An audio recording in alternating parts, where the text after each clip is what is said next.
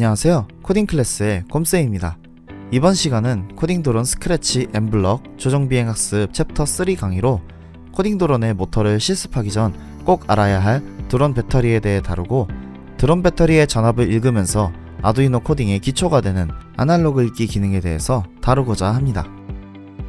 강의 순서는 먼저 전원을 입력받아서 사용하는 코딩도론의 전원부 구조에 대해서 설명하고, 아두이노의 아날로그 입력 기능과 코딩의 중요한 요소인 변수에 대한 개념을 정리하도록 하겠습니다. 그리고 배웠던 내용을 실제로 사용해보기 위해 코딩도론의 배터리를 켜고 끄면서 아날로그 입력과 변수를 활용하여 배터리 전압을 체크하는 실습을 진행하도록 하겠습니다. 강의를 시청하시기 전 영상 설명란에 첨부되어 있는 링크를 통해 교육 매뉴얼을 다운로드 받아 함께 보시면서 강의를 시청하시는 것을 추천드립니다.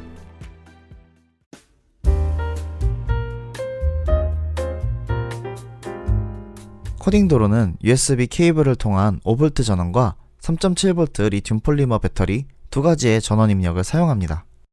USB 케이블을 통해서는 드론의 LED와 센서, 블루투스 모듈을 사용할 수 있으며, 3.7V 리튬 폴리머 배터리의 경우 모터를 포함한 모든 드론의 기능을 사용할 수 있습니다. 3.7V 리튬 폴리머 배터리를 원활하게 사용하기 위해서는 배터리의 전압이 3.2V 미만일 경우 반드시 배터리를 충전해야 합니다. 3.2V 미만의 전압에서 무리하게 사용했을 경우에 배터리 수명이 많이 줄어들게 되므로 드론을 사용하실 때 꼭 참고하시기 바랍니다. 드론의 배터리 전압을 체크하기 위해서는 멀티미터와 같은 도구가 있어야 하는데, 대부분은 집에 이런 도구가 없고, 또 전압을 체크하다 실수로 플러스와 마이너스가 닿을 경우에는 위험성이 있기 때문에 드론에 연결된 상태로 배터리 전압을 체크하는 것이 제일 안전합니다. 아두이노에서는 이러한 전압을 읽고 그 값을 확인할 수 있는 기능을 아날로그 입력이라고 합니다.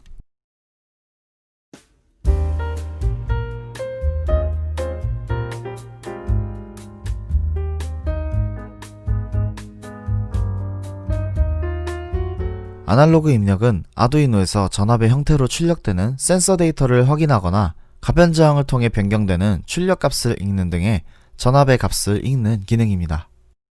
코딩도론에서는 아날로그 입력 핀을 통해 0에서 5V까지의 전압을 읽고 0에서 1023까지의 값으로 변환해서 표현할 수 있습니다.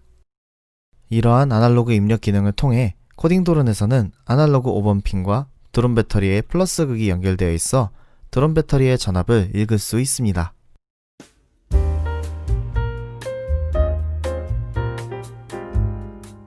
아날로그 입력을 통해 전압을 읽으면 해당 값을 저장할 것이 필요합니다.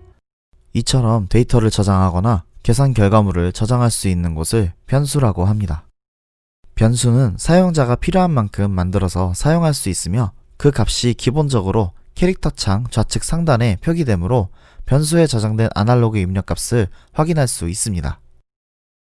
그러면 간단한 예제를 통해 배터리의 전압값이 아날로그 입력을 거쳐 변수에 저장되는 과정을 살펴보도록 할까요?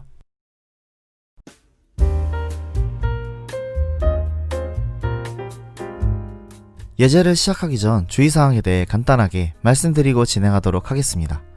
드론 배터리를 연결하실 때에는 반드시 전원 스위치를 끄고 연결하시기 바랍니다. 커넥터의 모양을 잘 확인하셔서 올바른 모양으로 연결해주세요. 혹시라도 이전에 다른 예제를 실습했을 경우에는 코딩 내용이 남아있을 수 있기 때문에 펌웨어 업그레이드를 한번 진행하고 실습하시는 것을 추천드립니다. 이번 강의에 진행될 실습들도 전편과 동일하게 스크래치 모드로 진행되므로 코딩도론에 펌웨어 업그레이드가 되어 있지 않다면 펌웨어 업그레이드를 먼저 해주고 진행하시기 바랍니다. 실습 중에 키보드 입력 또는 깃발 모드를 실수로 실행해버리면 완성되지 않은 코딩 내용이 실행될 수 있기 때문에 코딩이 완료되기 전까지는 코딩도론을 분리한 상태로 진행해주세요. 코딩도론만 분리하면 시리얼 포트 활성화가 해제되지 않는 문제가 있기 때문에 연결했던 코딩도론을 완전히 분리하시려면 먼저 시리얼 포트 활성화를 해제하고 코딩도론을 분리하셔야 합니다. 혹시라도 연결이 잘 안되시거나 펌웨어 업그레이드 방법 등이 궁금하시다면 1편 영상을 참조해 주시기 바랍니다.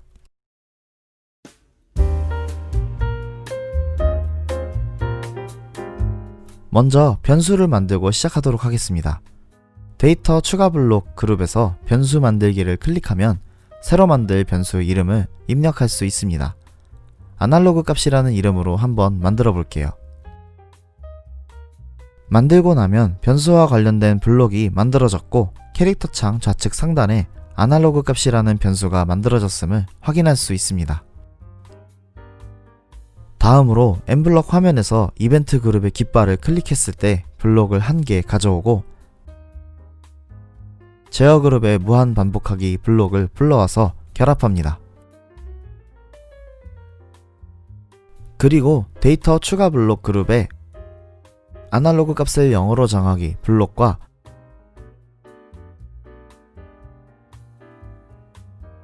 로봇 그룹의 아날로그 0핀 읽기 블록을 가져옵니다.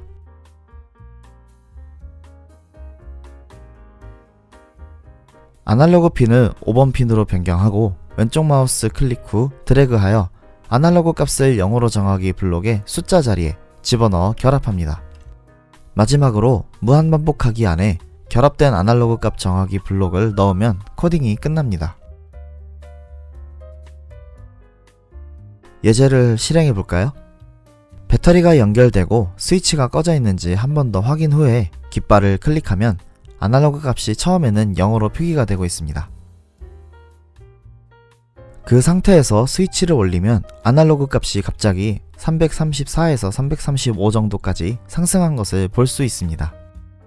그 상태에서 다시 스위치를 끄면 0으로 천천히 감소하는 것을 볼 수 있습니다.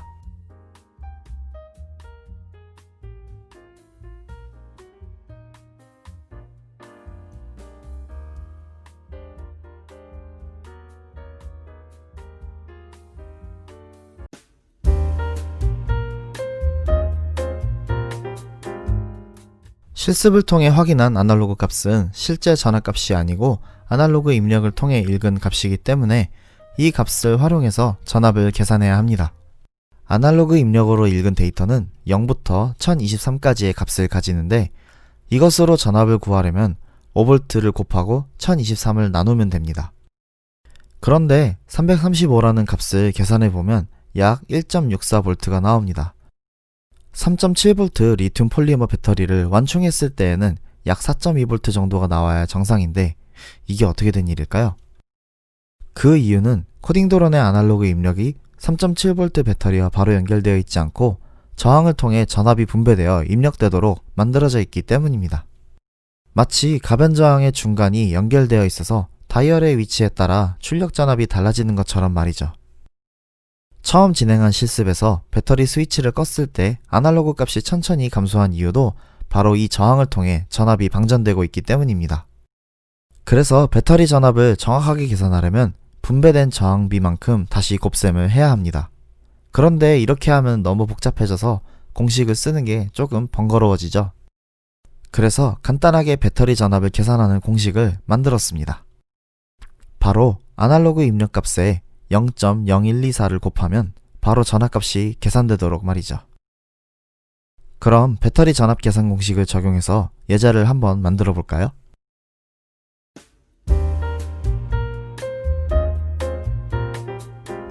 이전에 진행했던 실습에서 이어서 진행하겠습니다.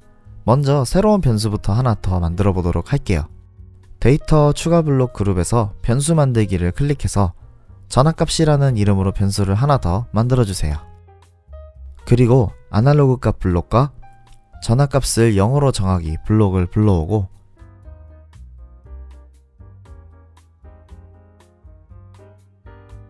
연산 그룹의 곱셈 블록을 불러옵니다. 아날로그 값 블록을 곱셈 블록의 왼쪽 칸에 결합하고 오른쪽 칸에는 0.0124를 작성합니다.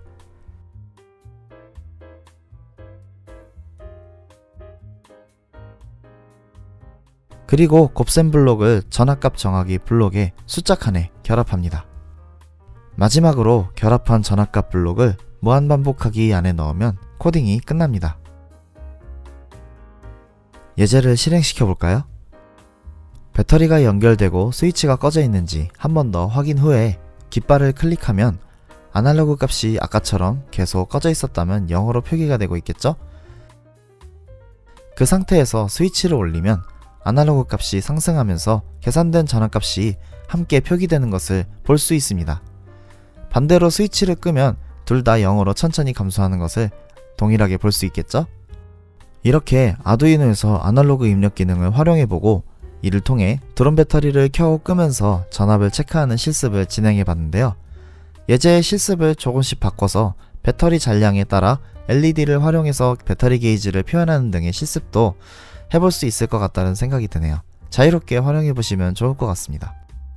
코딩 드론의 배터리를 체크하는 기능은 나중에 드론을 실제로 비행하는 과정에서 드론의 이상 상태를 확인하고 비상 착륙을 실행하기 위해 사용되기도 하므로 이후에 진행될 예제에서 실제로 활용되어지는 모습을 확인해 보실 수 있습니다. 이어서 진행되는 강의들도 잘 따라오시기 바라면서 저는 인사드리도록 하겠습니다. 다음 강의에서 만나요.